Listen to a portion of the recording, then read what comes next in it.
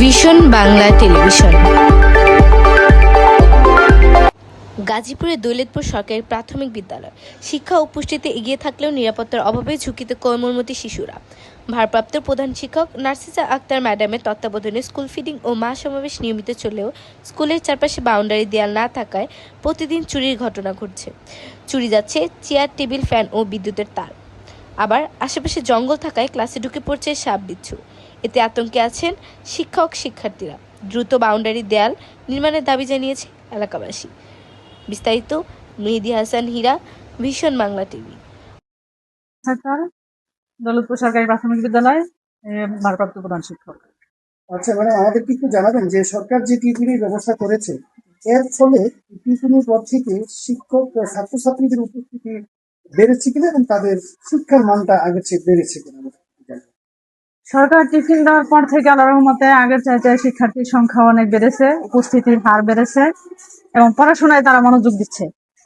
গাফিলতি আগে যেরকম একটু গাফিলতি করতো বা গার্ডিয়ানও একটু গাফিলতি করতো, এখন খাবার পেয়ে ওরা খুব খুশি, আনন্দের সাথে স্কুলে আসে। এই বিষয়ে অভিভাবকদের আসলে আগ্রহ কতটুকু পাচ্ছেন যে তার সন্তানকে প্রাইমারি স্কুলে পড়ানোর জন্য? না, অভিভাবকদের আগ্রহ অনেকটা ভালো আগের চাইতে, অনেকই ভালো। আগে যেরকম এই যে অভিভাবকরা একটু অনাগ্রহ প্রকাশ করতো বা গাফিলতি করতো, তার সন্তানরা স্কুলে আসে কিনা আসে তা খেয়াল করতো না। এখন খাবার দেয় স্কুলে, তার খাবারের চিন্তা তাদের করতে হয় না, টিফিনটা স্কুল থেকেই পায়। এজন্য যেমন ওরা অভিভাবকরা অনেক খুশি, অনেক আনন্দিত এবং আনন্দের সাথে স্কুলে পাঠায়, এবসেন্ট করাইতে চায় না। তারা চায় যে যাতে স্কুলে প্রতিদিন যায় এবং লেখাপড়ার মানও ভালো। তারা আমরা যদি ডাকি, আমরা কথা বলি, ওরা ভালোভাবে শুনে কথাগুলা নেয় এবং ছাত্রছাত্রীদেরকেও পড়ানোর আগ্রহ প্রকাশ করে। এবং আরো ছাত্রছাত্রী দেখা যায় যে আশেপাশে যারা আছে, যারা ভর্তি হয় নাই, অভর্তি ছিল, তারাও এসে ভর্তি হইতেছে এখন পর্যন্ত। আমাদেরকে একটা বিষয়, আপনি এখান তো মা সমাবেশ হয়, জি জি, সেইখান থেকে আর কি কি সুফল পাচ্ছে?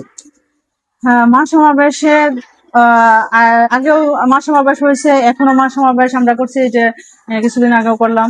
দেখা যায় যে ওনাদের উপস্থিতি ভালো, মা সমাবেশে তাদের উপস্থিতি ভালো, তারা আসছে এবং তারা আমাদের সাথে পরামর্শ করছে, আমরাও তাদের সাথে পরামর্শ করতেছি যে আমরা আরো উন্নয়ন কিভাবে করতে পারি।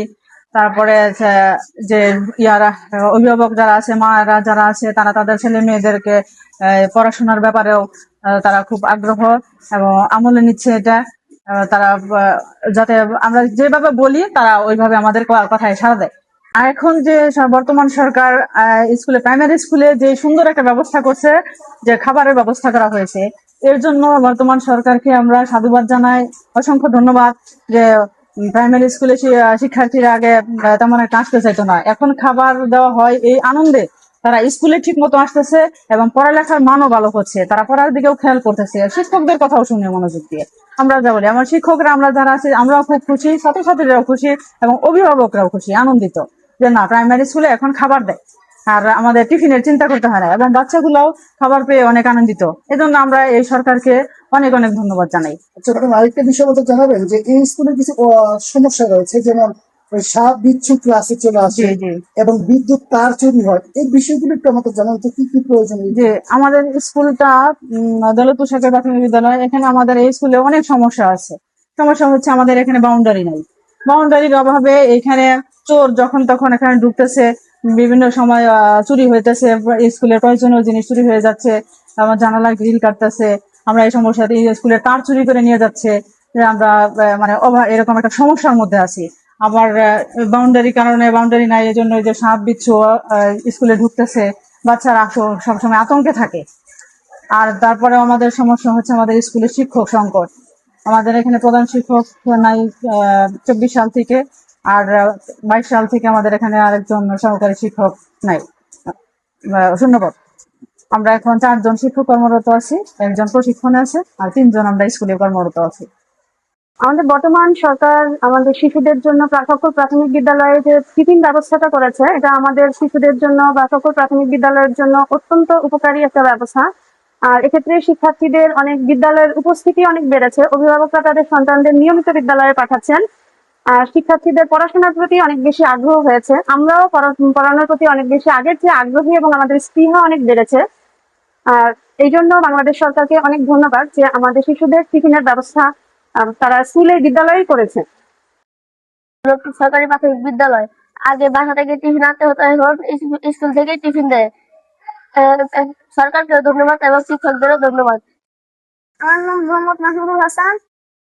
আমাদের স্কুলের নাম দৌলতপুর সরকারি প্রাথমিক বিদ্যালয়।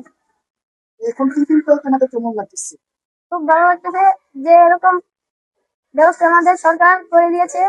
এখন আমাদের আর বাসা থেকে টিফিন আনতে হয় না, সরকারের আমাদের এখন টিফিন দেয়। আমার নাম অপর্ণা রানী। আমাদের স্কুলের নাম দৌলতপুর সরকারি প্রাথমিক বিদ্যালয়। এখানে যে টিফিন পাচ্ছ তোমরা, জি, তো একটু বলো তো টিফিনটা কারা দিচ্ছে বা টিফিনটা কেমন লাগতেছে? আমাদের টিফিন সরকার দিচ্ছে আর আমাদের টিফিনটা অনেক ভালো লাগে। আর কি বাসা থেকে টিফিন আনতে হতো? জি, এখন সরকারি স্কুল থেকে দেয়। এই টিফিন পাওয়ার পর তোমাদের লেখাপড়ার মানও বেড়েছে, তাই না? জি। প্রিয় দর্শক, এখন আছি দৌলতপুর সরকারি প্রাথমিক বিদ্যালয়, যেটি গাজীপুরে অবস্থিত। এখানে আমরা শিক্ষার্থীদের সাথে কথা বলে জানতে পারি এখানকার শিক্ষক মন্ডলীরা তাদের সুন্দরভাবে যত্ন সহকারে পাঠদান দিয়ে আসছে, এবং শিক্ষক মন্ডলীরা আমাদের জানিয়েছে শিক্ষার্থীরা টিফিন ব্যবস্থার কারণে প্রতিদিনই ক্লাসে আসতেছে এবং দিনে দিনে উপস্থিতির মান বৃদ্ধি পাচ্ছে।